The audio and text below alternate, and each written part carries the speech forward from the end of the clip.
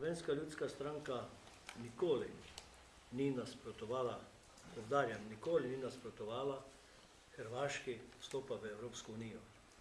Ampak ne za ceno našega teritorija, zemljišča in voda.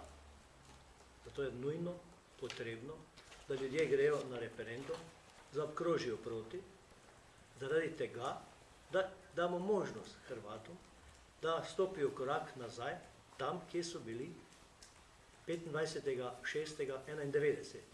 Kaj te arbitraža bo arbitrirala to, kar je naše. Hrvatje nimajo kaj izgubiti, mi pa sigurno kaj, če se bomo o nečem tam pogovarjali. Zato se mi zdi prav, da ljudje grejo na referendum in glasujejo proti.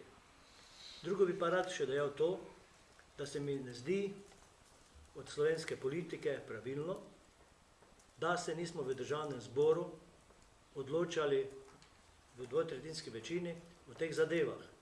V Slovenski ljudski stranki smo opozarjali, če do tega ne bo prišlo, bo prišlo do referenduma. In če bi bili modri, bi se lahko dogovorili v državnem zboru, ne pa da pustimo tako veliko odločitev ljudem, ki so premalo seznanjeni z podrobnostmi, sedaj pa naj oni odločajo. Mi smo zato tukaj, da bi morali to urediti.